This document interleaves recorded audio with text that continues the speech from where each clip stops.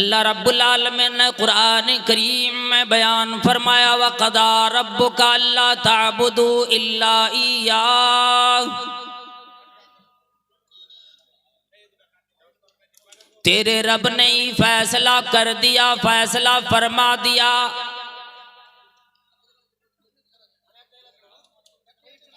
कि इबादत इस जमीन पर किसी और की अल्लाह की सिवा नहीं की जाएगी। ये हतमी फैसला अल्लाह रब्बुल आलमीन ने इसलिए फरमाया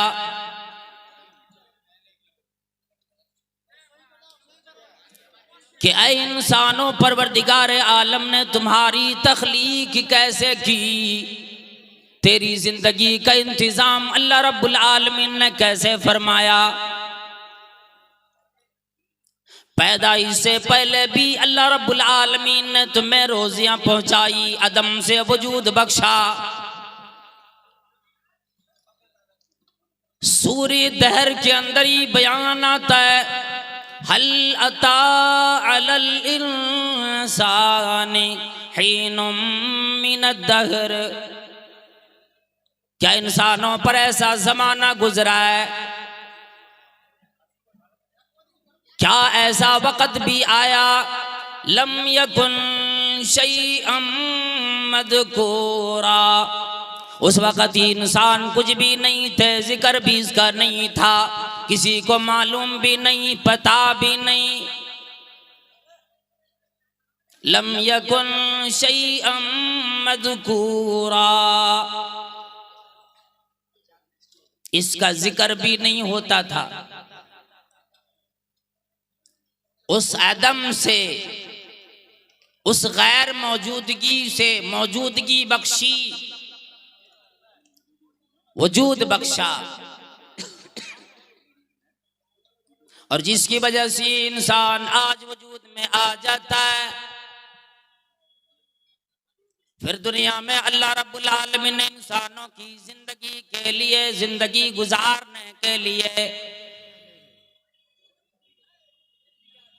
जो अल्लाह रब्बुल आलमीन ने इंतजाम दुनिया में फरमाया, और दुनिया के अंदर जो इंतजाम दिए, हवाएं चलाई, सूरज निकाला, खेतियां लगाई, तमाम चीजों का इंतजाम दिया, अल्लाह रब्बुल आलमीन ने तब फैसला फरमाया वक़दा रब्बुका अल्ला ताबुदू इल्ला इय्याह। इंसानों और ईमान वालों, मर्दों औरतों, अमीरों गरीबों फ़कीरों, बादशाहों और हाकिमों महकूमों, वक़दा रब्बुका अल्ला ताबुदू इल्ला इय्याह। तेरे रब ने फैसला फरमा दिया कि उसके अलावा किसी की तुम इबादत नहीं करोगे, इबादत सिर्फ उसे रब्बे करीम की करोगे। और फौरन फरमा दिया व बिल वालिदैनि इहसाना, फिर अपने वालिदैन के साथ जिसके जरिए से परवरदिगार आलम ने इंसानों को वजूद बख्शा, फरमाया कि फिर उसके साथ तेरा मामला ठीक रहे। अल्लाह रब्बुल आलमीन की हक की बात जो हुकूकुल इबाद में आ जाता है, सबसे पहला हक वालिदैन का बनता है। अल्लाह ताला ने फरमाया मेरे हक की बात अगर किसी शय की तरफ तेरी निगाह उठे, व बिल वालिदैन इहसाना, वालिदैन के साथ अच्छा सलूक कर, वालिदैन के साथ अच्छा पेश आ। और यूं फरमा दिया जवानी में वालिदैन तुम्हें कमा के खिलाता है, खुद भी अपनी जवानी तेरी वजह से, वालिदैन तेरी वजह से अपनी जवानी तेरी हवाले कर देता है। तेरी जिंदगी मजबूत बनाने के लिए, तुझे जवान और कवि बनाने के लिए वालिदैन अपने तमाम ऐश आराम को तज कर हर वक्त तेरी फिक्र में लगा रहता है।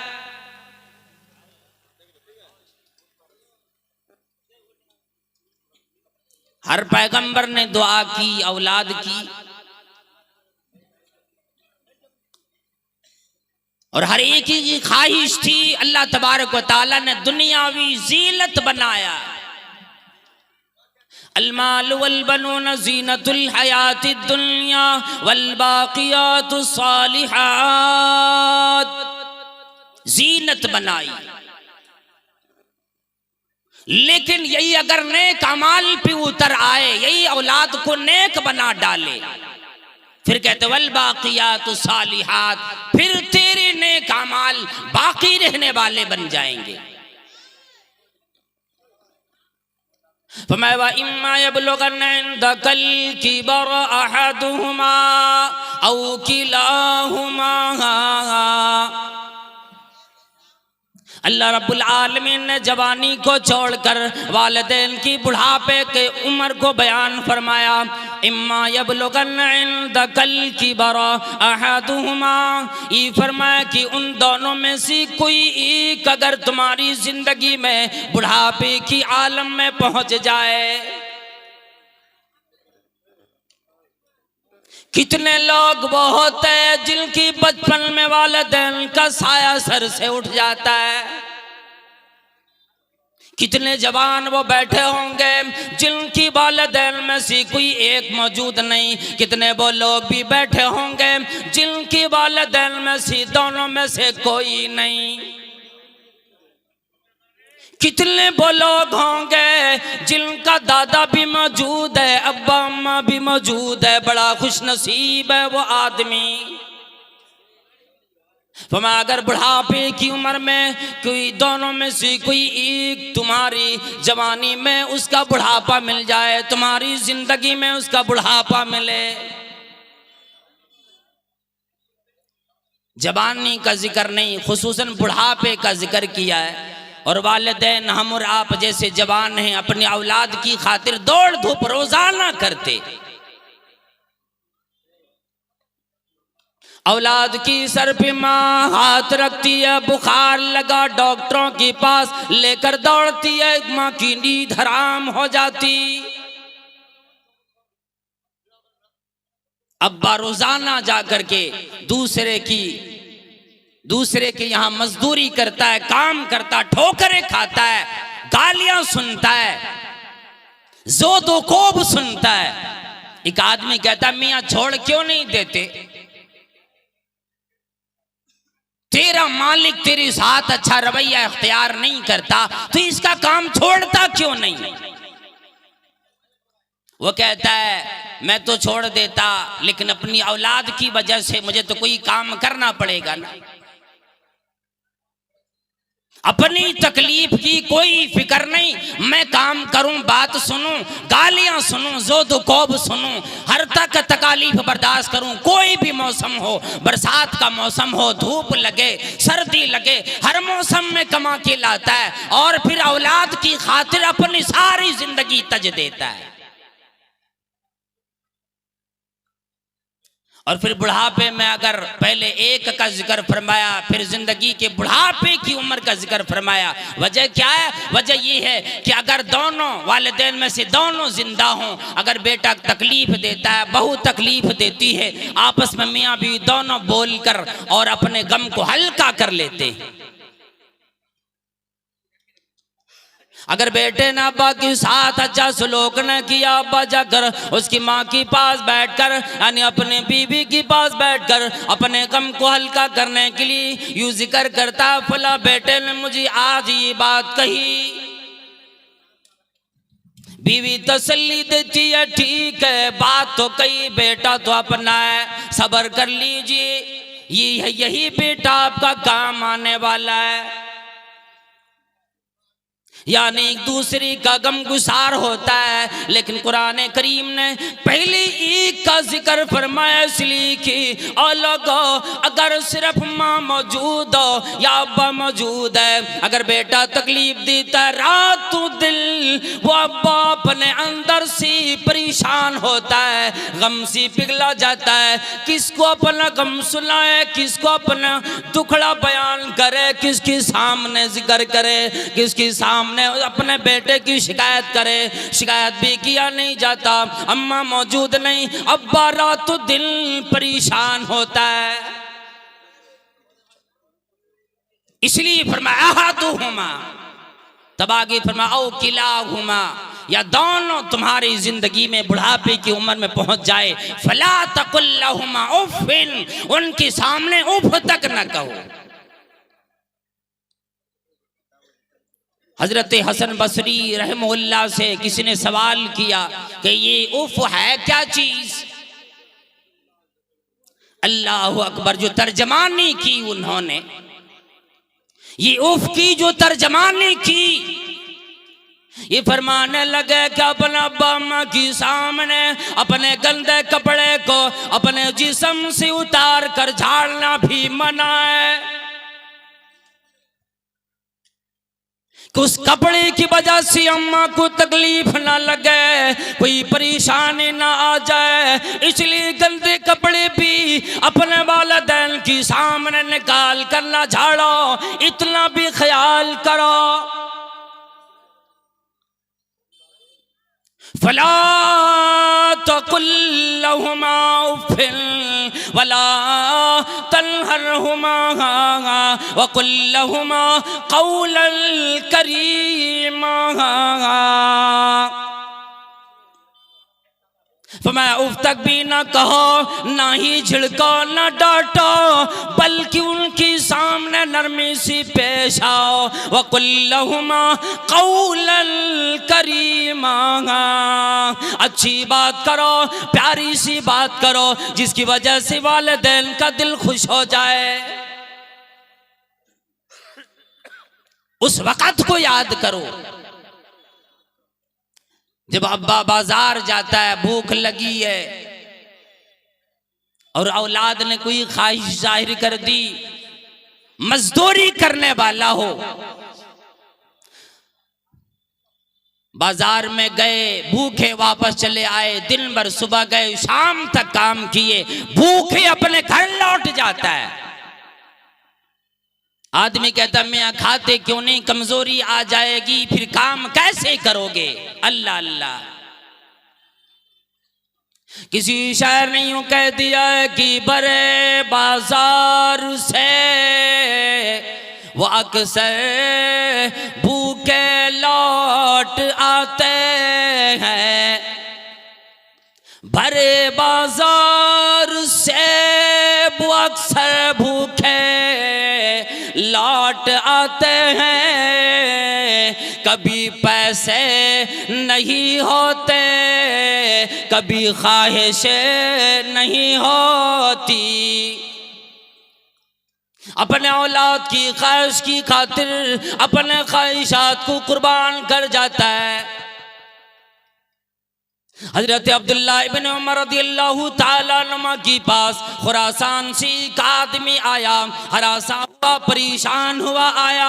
अब्दुल्ला इब्न उमर रदियल्लाहु ताला अन्हु के सामने आकर कहने लगा, हज का महीना गुजर रहा था, जिलहिज्जा का महीना गुजर रहा था, हज के अय्याम गुजर रहे थे।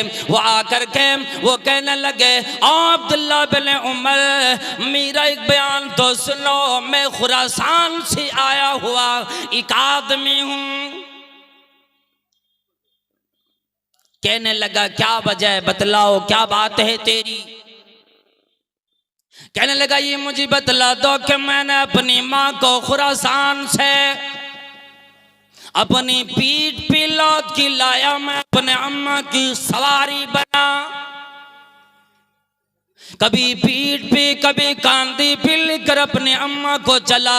अब्दुल्ला बिन उमर, मैं खुरासान से चला, मेरे पास कोई सवारी भी नहीं, ऊंट भी नहीं, घोड़ा भी नहीं, खच्चर भी नहीं, गधा भी नहीं, कोई चीज मेरे पास मौजूद नहीं। अब्दुल्ला बिन उमर, मैंने अपनी माँ को पैदल अपने कंधे पे लेकर हज के अय्याम में लेकर आए। जिलहिज्जा का महीना आया, मैंने अपने कंधे पे रख कर तवाफ कराए, मैंने हजर अस्वद का बोसा दिलाया, मैंने सफा मरवा की सैर कराए, मैंने अपने अम्मा को लेकर कभी मिना में कभी मुज़दलिफा में दौड़े, कभी खाने काबा के पास आए। इस तरह से मैंने अपनी माँ की तमाम हज की मनासिक अपने कांधे पे रखकर, अपने पीठ पे रखकर, मैंने अपनी माँ को अपनी सवारी, मैं अपना खुद को सवार बनकर अपनी माँ को लेकर चलता रहा। मुझे बतला दे, क्या मैंने अपनी माँ का हक अदा कर दिया? सवाल कैसा दिया? कांधे पे लेकर आया। आज माँ को फालिज हो जाए, अब्बा को फालिज हो जाए, अल्लाह न करे किसी को ऐसा हो, ऐसी मुसीबत आए,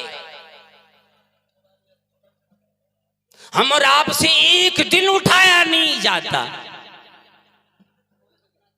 किस तकलीफ में तड़पता है, पानी पानी पानी, कोई पानी देने वाला नहीं, तकलीफों को सुनने वाला नहीं। माँ बूढ़ी हो गई, बिस्तरों पे तड़पती है, बेटा बहू के साथ आराम से घूमा फिरा करता है। ये मॉडर्न दौर आ गया, कौन करे, कौन उसका ख्याल रखे? हैरत तो उस वक़्त होती है जब वालिदैन ने बड़े कद्दो काविश से, बड़ी ख्वाहिशात से अपनी औलाद को एक बड़े ओहदे पे ले आता है। IPS बनाए, IAS बना दिए, लेक्चरर बना दिए, बड़े से बड़े डॉक्टर बना दिए। फिर अब अम्मा के बारे में कहने में वो आर महसूस करता है, मैं इतना बड़ा डॉक्टर, मैं इतना बड़ा ऑफिसर, इतना बड़ा पदाधिकारी, मैं अपने लोगों से, साथियों से बयान कैसे करूं? ये बूढ़ी औरत मेरी माँ है। इंसानों को ये पता होना चाहिए कि हमारी वजूद, हमारी जो तमाम चीज़ों में जो इर्तिकाई है, जो बुलंदी मिली, तमाम चीज़ें ये वालिदैन की देन है। अब्दुल्ला इब्न उमर रज़ियल्लाहु ताला अन्हु कहने लगे, खुरासान से आने वाले आदमी तो बड़ा खुश है कि मैंने अपनी माँ को अपने कंधे पे, अपनी पीठ पे लेकर हज की मनासिक अदा कर दिए, मेरा हक शायद अदा हो गया।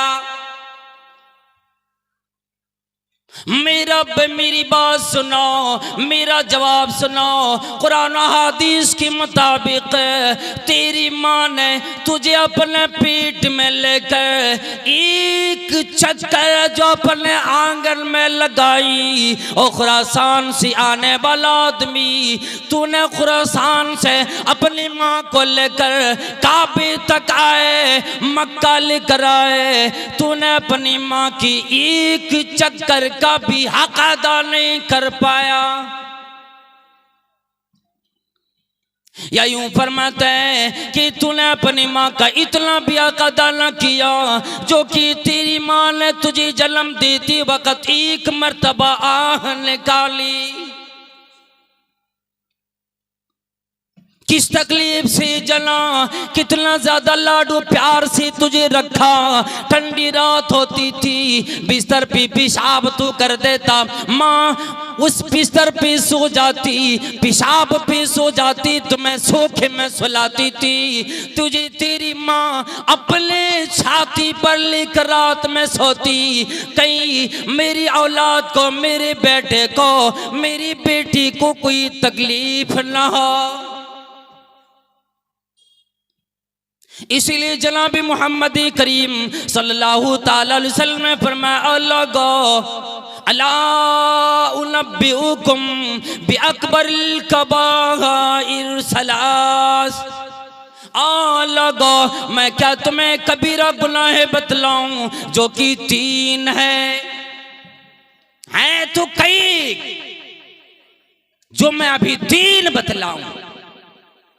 और वो 3 क्या क्या बतलाए? अल इशराक बिल्लाह व उकूकुल वालिदैन, अल्लाह के साथ किसी को शरीक करना और अपने वालिदैन के नाफरमानी करना।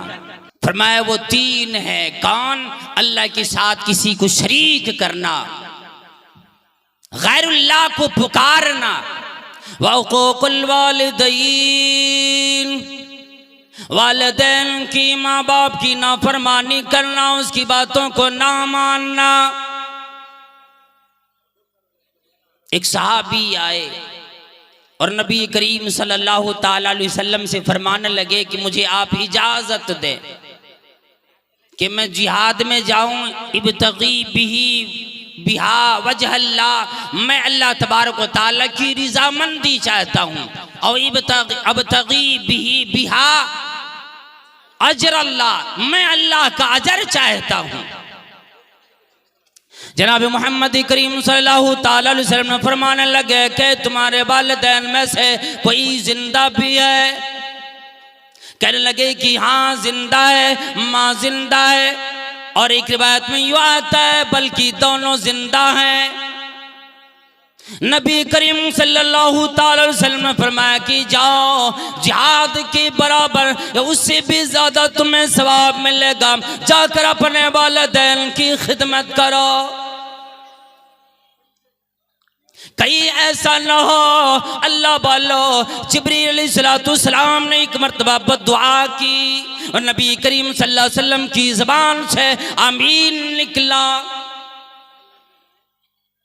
आप सल्लल्लाहु ताला अलैहि वसल्लम अपने मिंबर पे तशरीफ ले जा रहे थे, पहली सीढ़ी पे कदम रखे, और ये बड़ी मशहूर हदीस है, आपने कह दिया आमीन, फिर दूसरे पे कदम रखे कहे आमीन, तीसरे पे रखे कहे आमीन। नमाज के बाद सहाबाई किराम ने सवाल फरमा दिया, अल्लाह के नबी सल्लल्लाहु अलैहि वसल्लम ऐसा मामला मैंने हम लोगों ने आज तक न देखे, बात का थी क्या? कोई नया मामला पेश आया है, कोई वही आई? जनाब मोहम्मद करीम सल्लल्लाहु ताला अलैहि वसल्लम फरमाने लगे, ओ लोगों, मैं जब पहली सीढ़ी पे अपने कदम रखे, जिब्रील मेरे सामने आ गए और वो कहने लगे वो आदमी हलाक बर्बाद हो जाए जिसकी जिंदगी में रमजानुल मुबारक का महीना आ जाए और वो आदमी रोजे रखकर अपने आप को भूखे रखकर अल्लाह की रजा चाहकर अल्लाह के सामने अपने गुनाहों को माफ न करा सके।